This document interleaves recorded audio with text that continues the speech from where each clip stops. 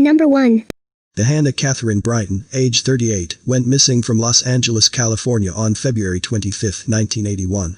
California Dodge states she went missing under suspicious circumstances, and that's all. When I come across these sorts of cases, where information is so minimal, I try to uncover additional details. While I don't always find any more information about their disappearances, I can usually find some tidbits of their lives prior to them going missing. I try to include this information in my posts whenever possible, because I think it helps to have a sense of who the missing person was. If we can't find them, at least we can memorialize them, so to speak, since everyone deserves to be remembered. In this case, I've come up empty. Completely, frustratingly empty. I could not even tell if Brighton is a married name, or if she is single. No Johanna, of any surname, born on her birthday in California. No marriage of any Brighton to a Johanna in California or Nevada. No public records of a Johanna Brighton anywhere in the US. No criminal records, voter registrations, divorces, or property records could be found. The Los Angeles Times archives have no mention of her disappearance, although she apparently disappeared under suspicious circumstances. So, all I can do is speculate. I'm guessing she wasn't from California, possibly a tourist, maybe even from another country. She looks like she would be a really happy-go-lucky person, and for some reason I envision her as a waitress in an all-night diner type of place. No, I'm not psychic. I think she is reminding me of a waitress from TV, but I can't place who Jolene from Alice, maybe. One encouraging thing is that she does have a DNA sample on file, which at least tells me that someone is looking for her. Who was this lovely lady, Johanna Brighton, who vanished over 30 years ago? Was she someone's mom, who simply left the house one day to run errands and never returned? Was she an aspiring actress who came to the showbiz capital of the world with hopes and dreams, only to fall into bad company? Whoever she is or was, I hope she is found soon. Number 2. Bertha Smith, age 31, went missing from Phoenix, Arizona in 1944. Bertha McGarry was born in Texas in 1913. She married Willie T. Dyer in 1931. Bertha and her husband had 5 children.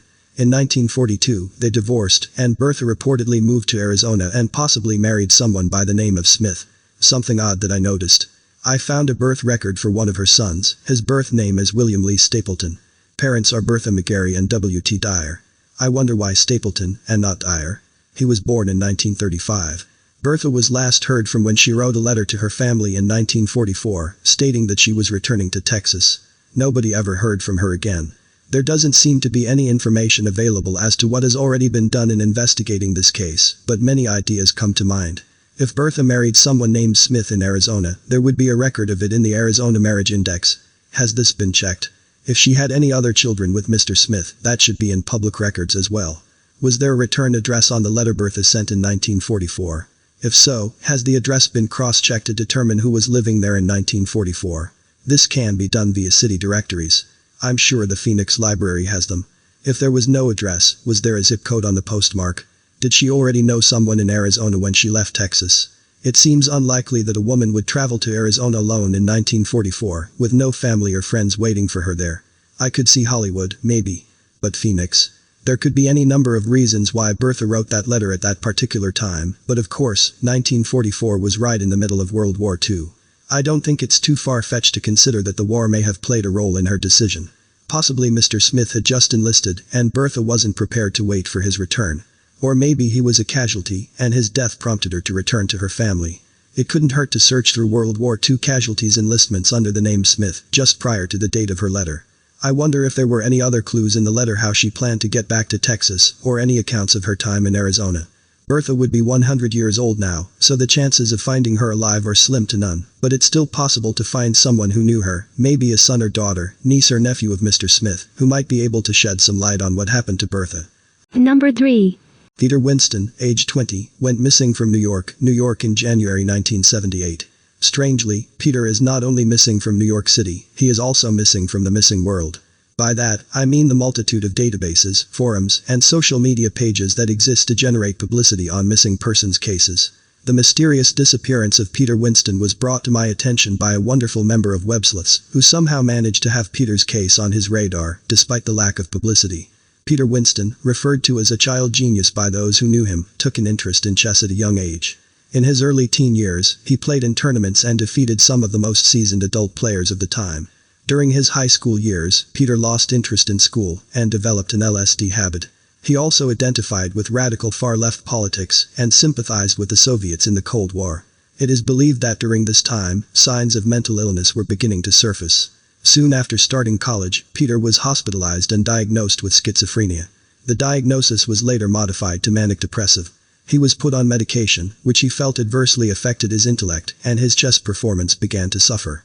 A friend of Peter's saw him the night before his disappearance, and recalled that Peter was in a deteriorated state, clearly off his medication, and insisting that his friend accompany him to the Meadowlands race track.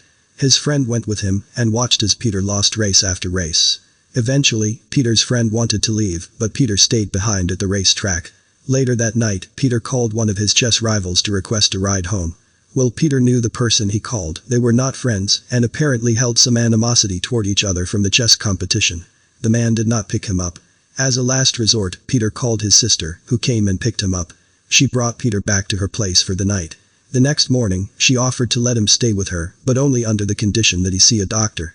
Peter bolted out the door, screaming as he ran down the stairs. He left his ID at his sister's residence. He went to another friend's house, and stayed for lunch. During this visit, he said something about going to Texas to visit Walter Korn, a noted author of literature related to chess. He said that Korn was God. He left shortly after, and was never seen or heard from again. It has been theorized that he may have committed suicide, or possibly ended up in a mental institution. A severe blizzard hit New York City within 24 hours of Peter's last sighting, and he did not have a coat with him, so he may have succumbed to the elements. There has been no record of his existence since 1978. I would like to see him listed in databases, and hopefully a DNA sample obtained from his sister, so he can be compared to unidentified remains, and identified at some point.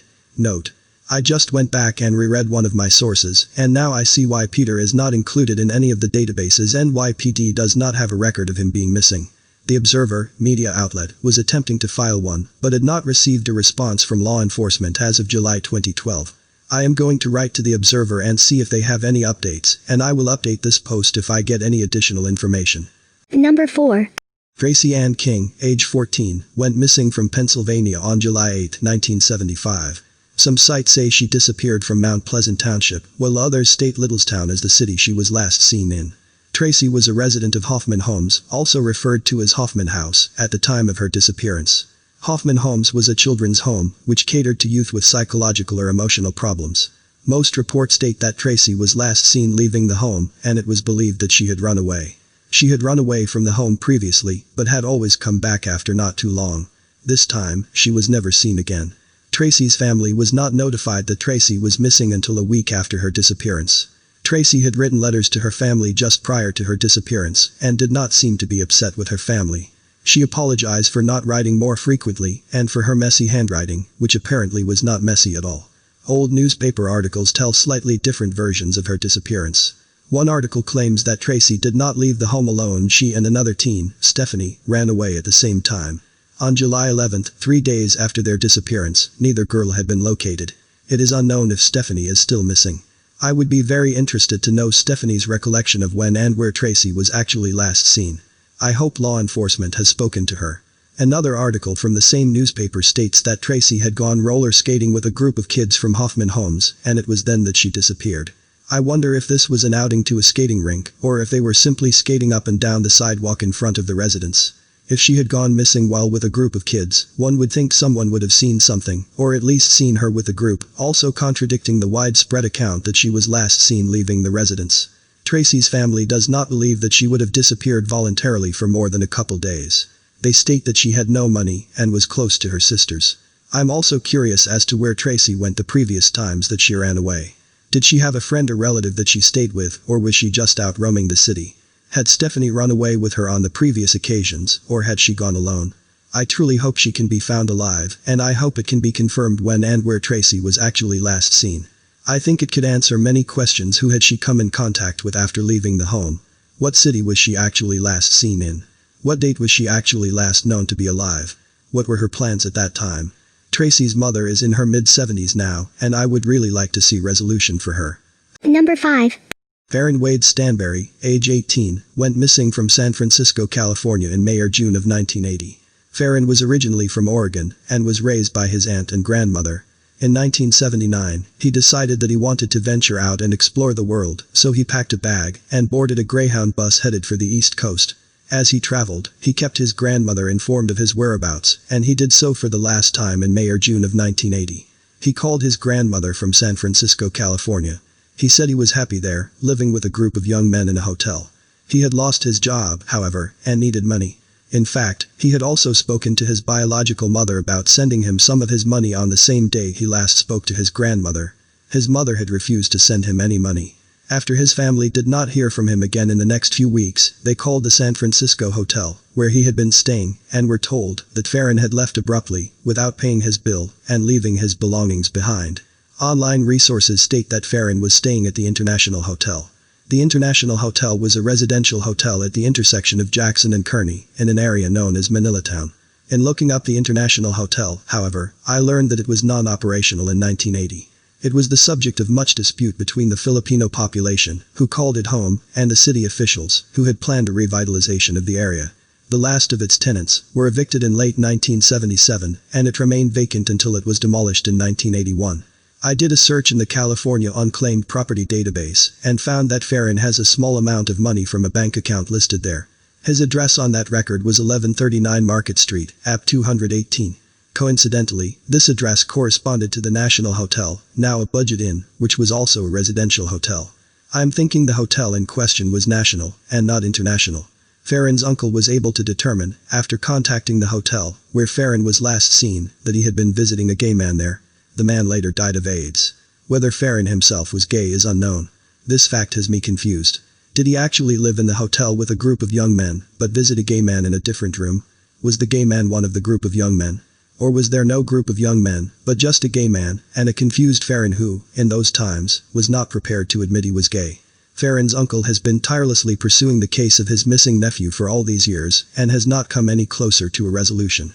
He has learned that Farren's missing persons report, which was filed in his hometown of John Day, Oregon, never made it to the San Francisco authorities, and they were unaware that he had gone missing in their city. Searches through death indexes, permit and license records, and databases have turned up no sign of Farren. Instead, according to Farren's grandmother, the people in the Justice Department in California are telling us now they don't think there's any way we'll ever find him. Farren's uncle traveled to the California Bureau of Identification, the state authority on identifying remains, but was told that nobody matching his description had come through there. I hope someone who remembers him from San Francisco will contact the John Day, Oregon Police Department with any information at 541-575-0030.